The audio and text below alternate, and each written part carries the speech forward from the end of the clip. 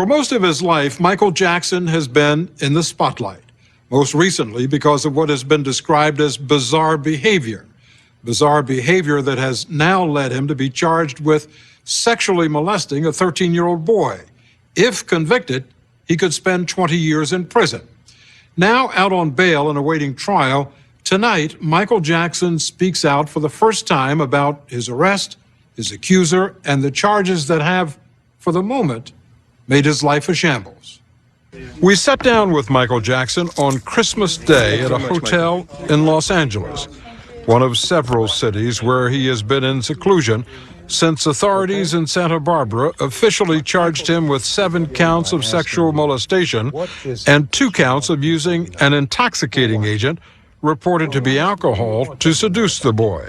What is your response to the allegations that were brought by the district attorney in Santa Barbara that you molested this boy? Totally false. Before I would hurt a child, I would slit my wrists. I would never hurt a child. This is totally false. I was outraged. I could never do something like that. This is a kid you knew? Yes. How would you characterize your relationship with this boy? I've helped many, many, many children, thousands of children. Cancer kids, leukemia kids. This is one of many.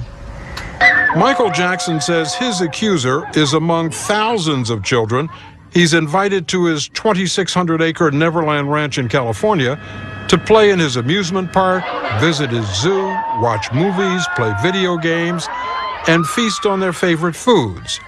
Tell me why you developed Neverland. Because I wanted to have a place that I could create everything that I never had as a child. So you see rides, you see animals, there's a movie theater.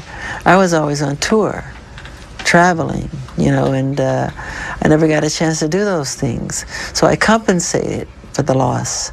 I have a good time. I mean, I can't go into a park. I can't go to Disneyland as myself. I can't go out and walk down the street.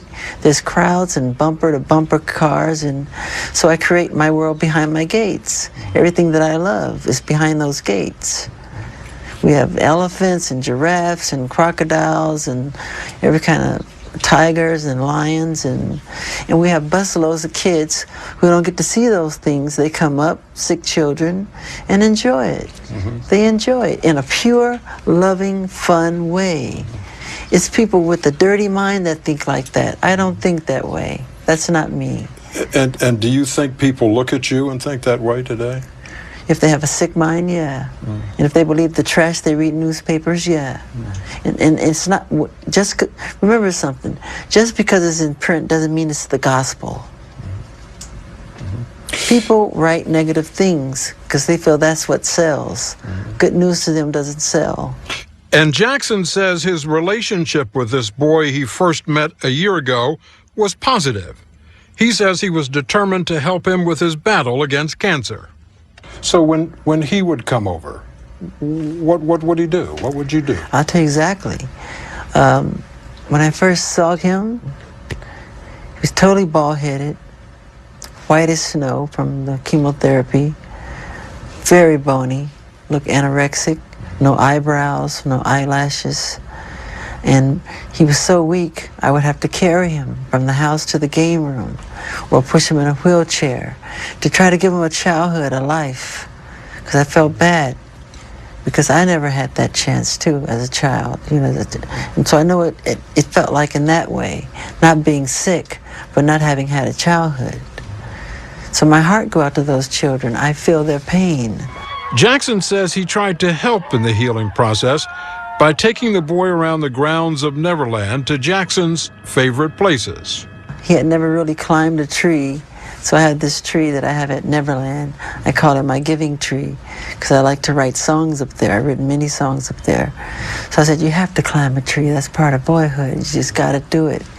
And I helped him up, and once he went up the tree, we looked down on the branches, and it was so beautiful. It was magical, and he loved it. To give him a chance to have a life, because he was told he was going to die. They told him, they told his parents to prepare for his funeral. That's how bad it was. And I put him on a program. I've helped many children doing this. I put them on a mentor program. The boy, whose name and face we're not revealing, has credited Michael Jackson's friendship and support with helping him to battle his cancer. Isn't that great? Not sick at all. No more cancer. And last February, in a British documentary that was filmed before the boy alleged he was sexually molested, he said that he had stayed overnight at Jackson's home many times and had slept in his bedroom. There was one night I stood in there, I asked him if I could stay in the bedroom. He let me stay in the bedroom. And I was like, Michael, you can sleep on the bed. And he was like, no, you sleep on the bed, sleep on the bed. We're like, no, you sleep on the bed. And then he finally said, okay, if you love me, you sleep on the bed. I was like, oh, man. And so I finally slept on the bed. That comment, along with Michael Jackson's startling confession that he had shared his bed many times with children, spurred an investigation last February by the Los Angeles County Department of Children and Family Services, which interviewed the boy and his mother to determine whether he had been sexually molested by Michael Jackson. According to an agency memo, the child denied any form of sexual abuse, and the investigation by the Sensitive Case Unit concluded the allegations of neglect and sexual abuse to be unfounded. Over the next several months, relations between the boy's family and Michael Jackson deteriorated.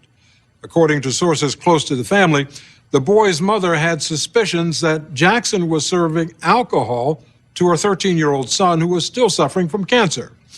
Eventually, she took her suspicions